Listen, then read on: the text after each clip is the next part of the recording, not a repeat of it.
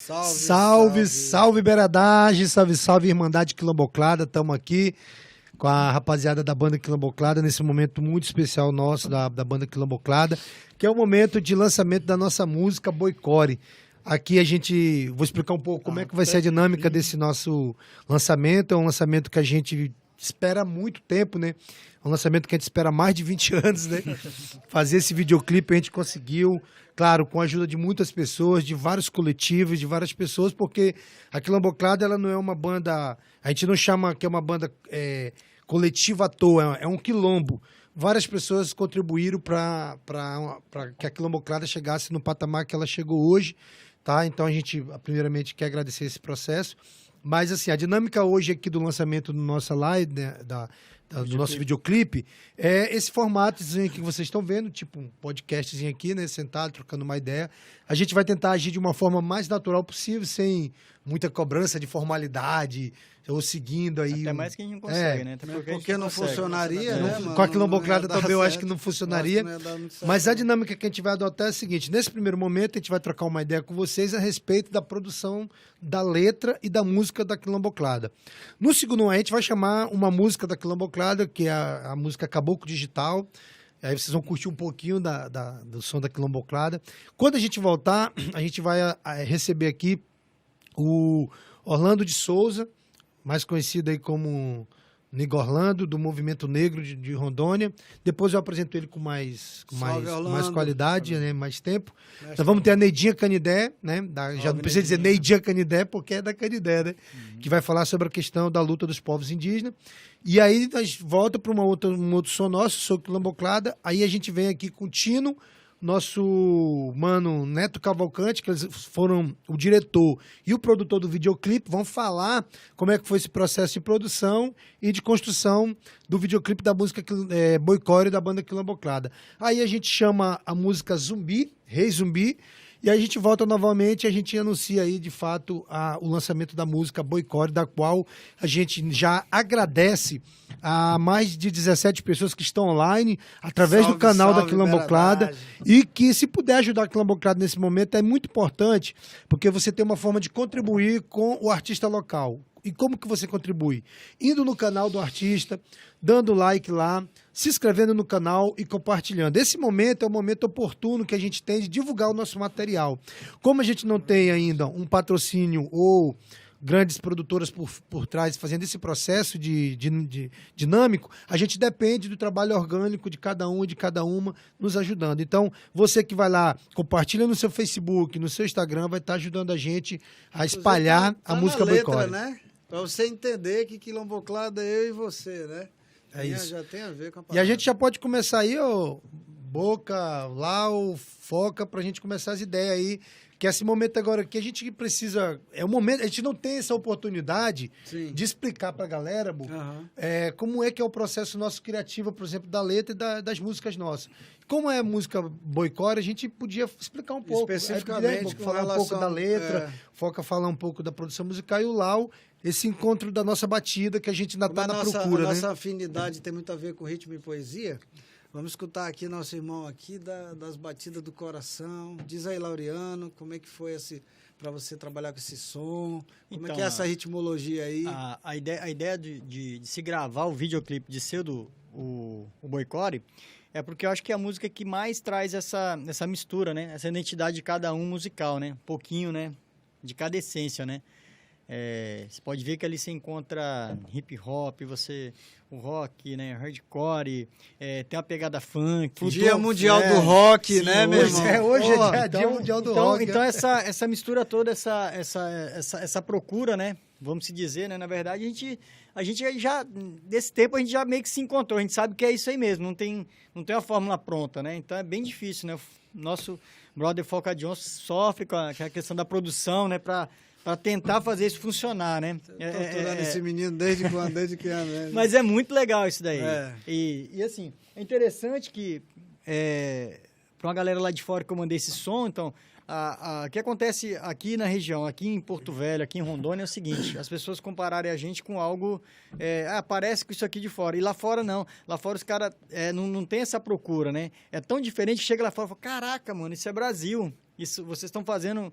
esse som é brasileiro, né?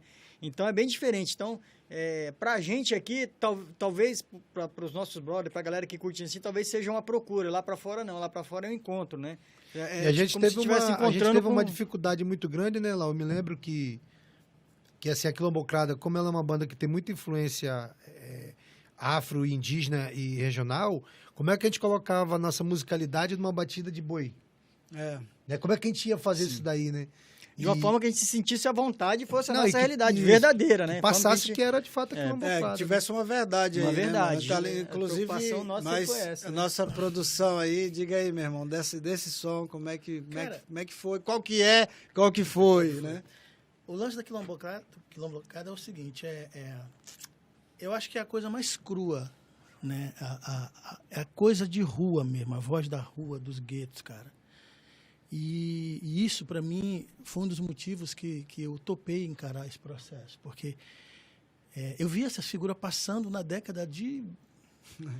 Eu falei, pô, os caras parecem uns aliens, né? Eu vi esse cara, ele tinha um rastafari, umas coisas... Aí eu olhava... Ele já era bonito, cabelo, né? tinha Ele já era bonito, cabelo, né? Não, pra Porto Velho naquela época. Aí eu tô na minha. Eu sempre trabalhei com esse meio musical. Sim. Aí eu tô em casa e um dia chega o cabeludo, né? Evandier lá. Cara, tem uma Saudoso banda. Evandier. E eu queria, pô, não quer tocar com a gente? E eu tava nos projetos e não deu pra fazer.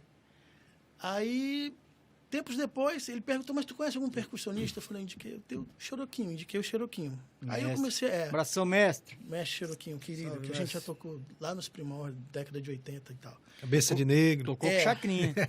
Aí, Poxa, aí um dia eu tava dando aula na escola de música, né? Aí eles apareceram lá, as figuras de novo. Não, tem um ensaio lá. Cara, eu falei, eu tô dando aula, não posso sair, né? Não, mas o ensaio da gente é rapidinho, vai aqui na esquina. Eu acho que era você, né, Samuel? Era na casa do Lau. Aí nós fomos lá e tal. Cara, aí... É na casa da mãe assim, do Lau. Da mãe do Lau. É. Eu tinha que entender o que era aquilo, cara. Beijo, Porque- mãe. Aí eu pedi pra... Ah, moçada, bate aí, né? Foi a primeira vez que eu senti aquela parede sonora na cara, no peito, assim. Eu falei, cara... Olhei pros caras assim e falei, tem um negócio diferente aqui, uma batida diferente. A gente sentia que não tinha aquela coisa de conhecer a parte musical profunda, Teórica, formal, a teoria, né? É. O que é uma melodia, a questão de metrônomo e tal. Aí eu falei, cara, vou encarar. Aí os caras diziam, pô, bicho, mas tu é da área do jazz, tu toca... Bicho, não quero saber. Aí comecei a vestir a camisa. Eu lembro que os caras, pô, mas que banda é aquela lá e tal? Eles falavam da Quilomboclada. Eu falei, cara, é a minha família. Aí, a parte já de criação, cara, eu percebi que a coisa tinha que ser orgânica, não podia ser nada forçado. Então, a gente tinha um problema muito sério com o ensaio, né? sim. Por causa de agenda. E eu pensei assim, cara, tem que colocar as mudanças de forma natural para os caras.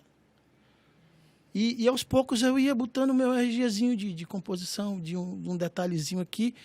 E às vezes eles não aceitavam, às vezes eles não entendiam. Não, vamos. E foi É um processo de banda, pô. É um processo de composição de banda é assim. paciência o tempo todo. O processo de banda é assim. Tem uma história muito interessante do Foca aí, já que a gente está falando dele aqui, né? Sim.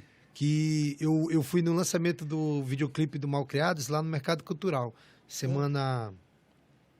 Faz mais ou menos 10 dias. Aí cheguei lá, tô conversando com o Tiroshi, né? Com o Ney. E o Ney começa... O Malcriado começou a tocar e o Ney começou a fazer os relatos de como que surgiu o movimento rock em Rondônia, punk, né? né? Punk e tal.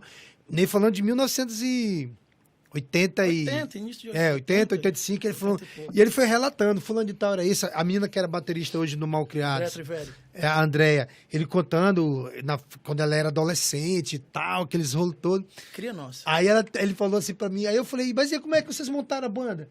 Aí ele falou, não, pô. Aí ele falou, Samuca, eu tentei montar uma banda, punk rock, é mesmo, é. Aí fui chamando não sei o que, fui chamando fulano foi tal banda, eu falei, e aí e o Foca, pô? Ele falou, não, pô. Naquela época nós tínhamos 17 anos. o Foca, ele já era músico, pô. Nós ia montar a banda pra aprender a tocar. Então, tipo assim, pra mim aprender a tocar, eu tinha que montar uma banda, não era E tinha tipo banda assim, que era montada a partir do instrumento de várias bandas, né? Isso, O baixo era da banda fulano de tal, então tinha uma... Então, tipo assim, eu não tocava nada. Eu quero montar uma banda pra me aprender a tocar. Aí o Tiroche, né, o Ney falou pra mim assim, não, pô, mas o Foca não se envolvia muito com ele, não. Eu falei, porque... Não, pô, ele já era músico. Eu, como assim? Ele falou, não, pô, ele já era músico, ele já era... ele já era taradinho de nota, já. Falei, é mesmo? Falou, com 17 anos. E aí ele me falou um negócio interessante. O Foca, ele era envolvido com a galera do Cabeça de Negro. Ele ficava junto com os... Projeto 56. a galera, né? Tocava os negão das antigas, Salve, né? salve, beradagem, né? Orlando, Origem o dos Pretinho baratos aí. Orlando, Dadá, Carlinho Maracanã, o teu Cherokee tio, fez, pô. o percussionista Não, Celso, teu tio, Bubu, o Norman também. A gente sempre tava Já era por ali. guarda, Tá Cria, na a origem gente do já negócio tava ali. aí, né, mano? Já pegava uma Tá P na da batida polícia, não? original. Cara, Vez em tinha, quando, né? assim, tinha aqui, naquela época tinha umas paradas assim, a gente chegou a pegar umas coisas assim, por exemplo, tinha que tocar, o espaço que a gente tinha era a escadaria da Uni, ou então tinha que tocar em cima de carroceria de caminhão, cara. A Scania durante o dia, ela levava trator de esteira para BR, aí o motorista vinha, aí a gente falava, cara, cobra quanto por deixar só o cavalo da da Scania? carreta? A gente tocava tinha barro, cara. As caixas numa caixa chamada checkmate, dava choque mesmo, cara. Tu plugava o instrumento, dava choque. Né, filho? E teve um episódio, tinha um cara de uma mesa de som, acho que o nome dele era Checkmate, Borges, cara. E não tinha engenheiro de som aqui, não tinha cara que sacava, tinha essa figura chamada Borges. Ele era um curioso de mesa de som, cara, e a gente foi fazer um som uma vez. Cara, a gente ouvia mais microfonia do que som, né? Já dava pra fazer um som no Uma hora eu caso, já né? tava puto, já falei, cara, eu não aguento mais tocar desse jeito. Aí, quando eu olhei pra mesa, o cara tava com um saco da Cobal, cara. Ele tava com vergonha de fazer o som dele mesmo, cara. E era loucura, assim. Mas, assim, voltando a essa parte, sempre a gente pegou já ali, pelo menos no meu caso, né, 80 e pouco, ainda tinha uma remanescência. Por exemplo, tu ia tocar na Uni, tinha um lance de entregar a letra que tu tinha que tocar antes de... O pessoal da Cabeça de Negro tomou muito bacu, cara. Mas vocês viveram nessa época, já estava o quê? Saindo da ditadura? Ou... Ali era 80 e pouco. A ditadura acabou quando? 85, a transição. ditadura Só acabou? foi que acabou a ditadura. A ditadura acabou, mano. 80... Não, eu digo... Foi um... Transição. Ainda tinha... Ainda tinha... Estava na transição, então. Ainda, né? eu estava naquela fase, né? Mas era complicado, cara. Para ser músico... inclusive, tem um lance que as pessoas pouco sabem. Por exemplo, aquela carteira bonitona, que eu até tenho ela, carteira do Ordem dos Músicos, né? Eu fiz o teste com partitura, blá, blá, blá, que hoje não serve para nada, né? O Nico falou, cara, não é uma carteira que vai dizer que eu tenho que ser músico. Aquilo ali era uma forma de catalogar os artistas, cara. Porque você, para tirar aquilo, tu ia na Ordem dos Músicos, tu tinha que dar endereço, blá, blá, blá, blá, blá, blá, blá, entregava... Era maneira, né? E aquilo, quem controlava aquilo era a Polícia Federal. Então, todos os artistas daquela Eles época... sabiam tudo de onde estava. Todos eram controlados, cara. Sabiam quem era quem, entendeu? E era assim. E a gente sempre via algumas coisas no meio e tal. Rapaz, essa é uma questão muito interessante, assim, do como é que se constrói, como é que está construído o mundo ao redor, né? Como é que se constrói o mundo? Como é que se faz o boi? Que mitologia é essa que nós vivemos, né, cara? Assim, eu fico pensando que esse processo que os caras chamam lá fora de antropofagia, né, que é a assimilação do que vem de fora e a gente dá essa cara. Eu costumava brincar, quando a gente especificamente nessa música Bumba Meu Boi, Que aí... né, porque se transformou em boicore, que foi uma brincadeira que o Flamarion, salve Flamarion, uma hora dessa tá dando essa força aí para Abração, nós, Flama. tá em casa. Nossa Abração. guitarra. A nossa guitarra. E assim, essa música, ela tem de uma seguinte questão. O Laureano estava falando cedo sobre as influências de fora, né? As pessoas têm esses graus de comparação, Sim. que é saudável até certo ponto. Sim. E, sinceramente, mano, para quem não está esperando e não fica brigando com o próprio ego, é um elogio daqueles. O cara veio te comparar com alguém que você gosta de escutar, isso aí já é massa. Essa questão de, será que tudo que é bom vem de fora, né? Tudo que é bom vem de fora. tipo assim, ela tá refletida, quando eu pensei nesse som, nesse refrão, é porque ele costuma, esse som, ele tem assim, se você observar, ele tem uma estrutura de uma colagem de hip hop. O que é uma colagem de hip hop? Ele joga uma ideia textual, entendeu? Aí depois ele joga uma colagem, ele utiliza as colagens e a linguagem do mundo para tentar chegar num Frankenstein próprio, né? Firmeza, um Frankenstein próprio, firmeza. É tipo assim, vamos fazer o boi, porque assim, quando as comparações os caras falam sempre, às vezes, com o Chico, né? O Chico Sainz, Nação Zumbi, né? Bem, o Chico Sainz, ele era b-boy de uma organização chamada Unidrago, né? E ele é nordestino, eu também sou filho de nordestino, neto de nordestino, com filho que veio para a Amazônia, né? Então, assim, a gente não teve aqui... Sou neto de cearense. A gente não teve aqui... não teve aqui, Seringal, propriamente dizendo, uma cultura de boi-bumbá, que teve em Manaus, nos grandes centros do norte. Porque toda a periferia, eu costumo chamar de beiradeiro, toda aquela cultura que permeia a beirada da própria cultura alternativa, porque é uma cultura tradicional, porém uma cara que está à margem, né? Que está à margem, está à beira do rio, eu sou da beira do Purus, né? Então, cada um aqui, mais ou menos, tem essa questão aqui. Então, eu pensei assim, bumbá, mas se tiver que bumbá meu boi. Qual que foi, né? Então, é uma grande homenagem, porque a maravilhosa cultura nordestina, a bem diversificada cultura manauara, né, a cultura paraense, do norte em geral. Mas se o camarada que não é daqui, mas está aqui, essa é uma grande questão, né? Como é que ele faria um som? Como é que ele vai respeitar naturalmente a raiz dele nordestina, e a raiz nordestina e amazônida? Então, que cultura é essa que beira o mundo? Então, assim, tiver que bumbar, vamos bumbar, pô. Mas bumbar o nosso boi, nós temos a nossa versão. Imagem. Então, não é uma questão de dizer assim, porque a linguagem faz o mundo. A língua, que eu costumo dizer, a língua padrão é a língua do patrão. Quando os caras chegaram aqui, eles não disseram assim, você fala diferente, nossa. Não, você fala feio.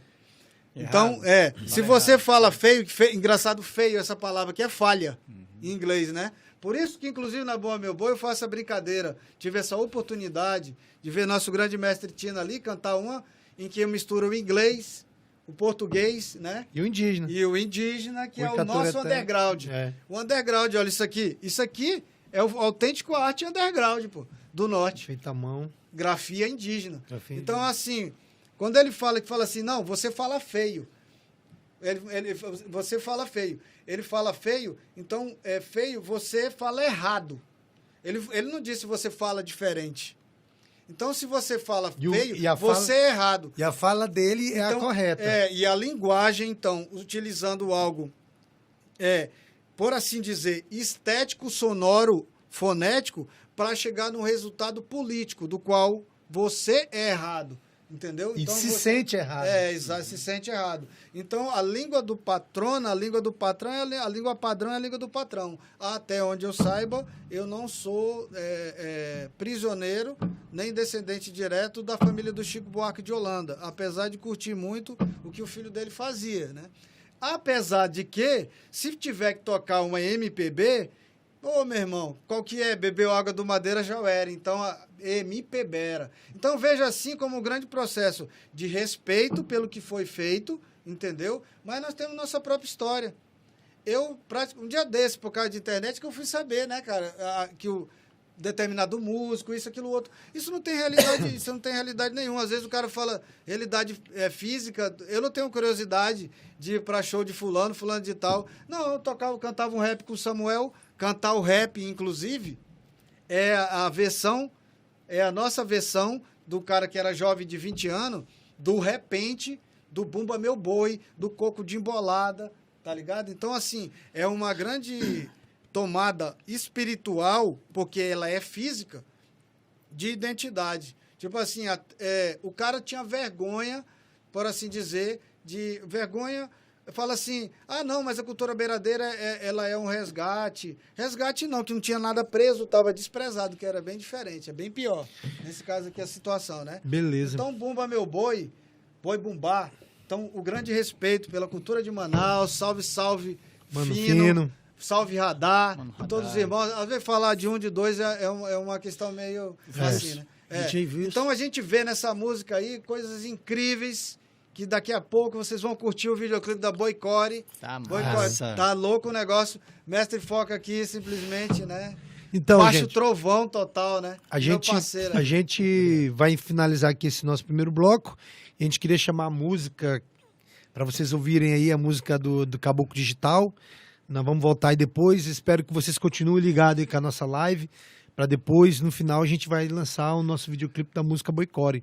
Então eu queria chamar vocês aí para curtir aí a música Caboclo Digital da banda Quilamboclada. É isso Fala. aí. E mandar um salve pra minha mãezinha, que uma hora dessa tá com o coração apertado também, mas nós vamos conseguir, mãe. É isso aí.